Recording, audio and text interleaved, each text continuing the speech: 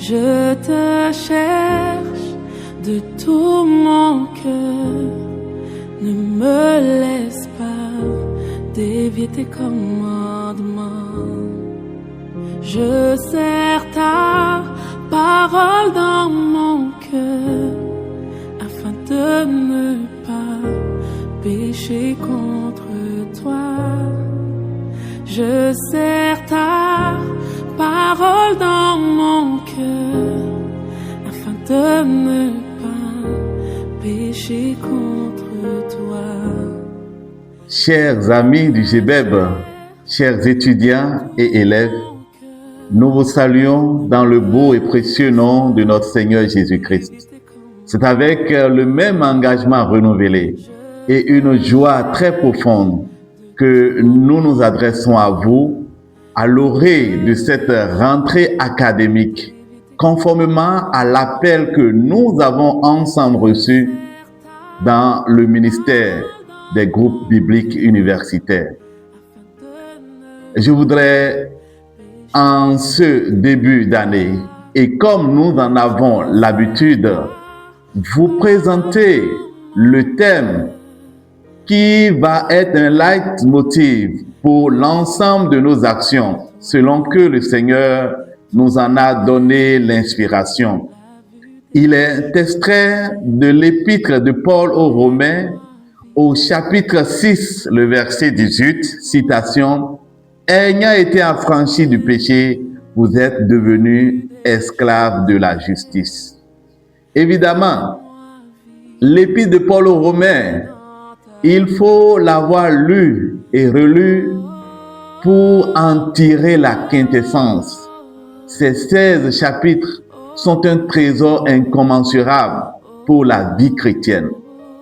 Cette église, assurément une église missionnaire, dont on n'a pas toute l'information de celui qui l'a fondée, mais dont les sources nous révèlent que probablement c'est une église qui est née suite à Acte 2, à la grande proclamation de la parole de Dieu avec la descente du Saint-Esprit. Et dans cette église qui a connu des moments de perturbation, parce que les politiques qui se sont mêlés, les chrétiens d'origine juive ont à un moment donné été chassés de cette assemblée, et avec le temps, les chrétiens d'origine païenne vont continuer à adorer Dieu là-bas, et plus tard, cette suspension des chrétiens d'origine juive va s'arrêter et ils vont revenir encore s'installer. Et donc à leur retour, il y a une cohabitation qui va nécessiter un certain nombre de réglages et des incompréhensions. Et l'apôtre Paul, qui n'avait pas encore eu l'opportunité de visiter cette église, va leur écrire cette lettre pastorale dans laquelle il va révéler les vérités profondes de la vie chrétienne. Et c'est à cela que nous nous invitons cette année en nous associant sur le thème « Engagé pour une vie juste en Christ ». Engagé pour une vie juste en Christ. Et l'objectif général que nous poursuivons, c'est bien d'encourager les croyants et les GBébiens tout spécifiquement à une vie juste en Christ, en rejetant le péché et en adoptant des comportements qui honorent Dieu dans tous les aspects de leur vie.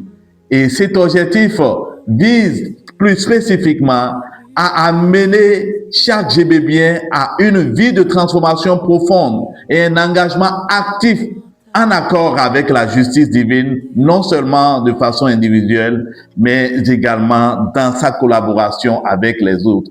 Nous travaillerons donc à comprendre réellement les notions de vivre une vie juste en Christ.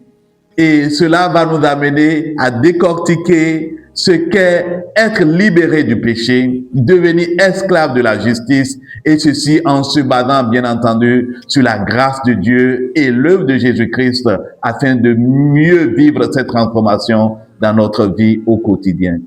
Nous travaillerons également à renouveler notre engagement en tant que GBébiens dans notre marche avec le Seigneur. Il s'agira donc de s'engager activement dans cette vie juste en rejetant les pratiques et les comportements qui ne sont pas conformes à la volonté de Dieu et en cultivant des actions justes et preuves. Il s'agira aussi de faire preuve de la crainte de Dieu dans nos relations interpersonnelles, c'est-à-dire promouvoir des actions concrètes de justice dans la communauté, dans les sociétés, dans les milieux scolaires où nous sommes, être des agents de réconciliation, de pardon, d'amour du prochain, de défense des opprimés et de refléter la gloire de Dieu partout où nous sommes.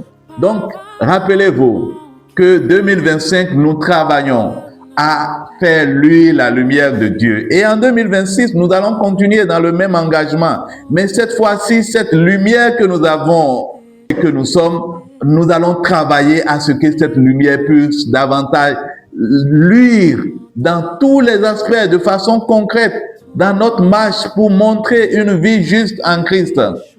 Il s'agira donc d'un appel dynamique qui relie notre foi intérieure aux engagements visibles dans nos relations et dans les différents choix que nous faisons.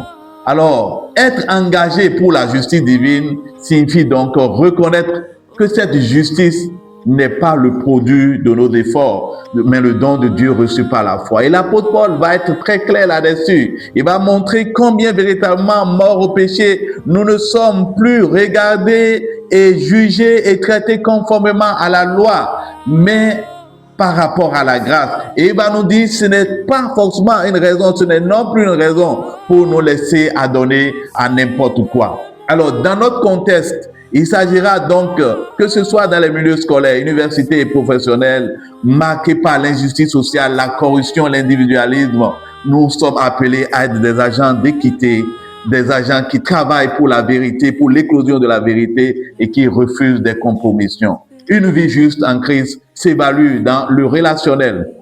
Cela va nous amener à rechercher la paix, le pardon et la défense de la dignité humaine. Et dans nos groupes bibliques, cela va nous amener à plus d'authenticité, de fraternité, de sincérité dans le service et aussi d'intégrité à tous les niveaux. Nous devons donc nous impliquer dans les initiatives qui apportent espoir et restauration, action sociale, accompagnement des vulnérables dans des plaidoyers pour la paix et la réconciliation. Nous devons renforcer la solidarité intergénérationnelle, créer des espaces où les anciens, je vais bien, et les jeunes s'épaulent pour persévérer dans une vie juste malgré les pressions et les tentations. Nous devons nous laisser conduire par le Saint-Esprit. Notre engagement pour une vie juste doit être alors un témoignage puissant dans les campus, les écoles, les églises et la société pour la gloire de Dieu. C'est le lieu, une fois encore, de dire un grand merci. Un véritable merci à vous tous, amis du GBEB en particulier, mais également à vous, étudiants et élèves, qui avez compris l'appel de Dieu pour les groupes bibliques, qui vous êtes appropriés de cet appel et qui avez de façon intentionnelle donné priorité au soutien à ce ministère. Nous continuerons à vous encourager à apporter pour cette œuvre. Le défi est grand, le besoin est grand et nous évoluons par la foi. Et quand nous évoluons par la foi, c'est bien parce que quelques-uns ont compris leur appel. Et nous voulons sincèrement et de tout cœur vous dire merci, tout en étant convaincus que Dieu n'est pas injuste pour oublier votre travail et votre amour, ayant manifestant encore du soutien pour les saints et l'accompagnement de l'œuvre. Nous voulons vous encourager à cela.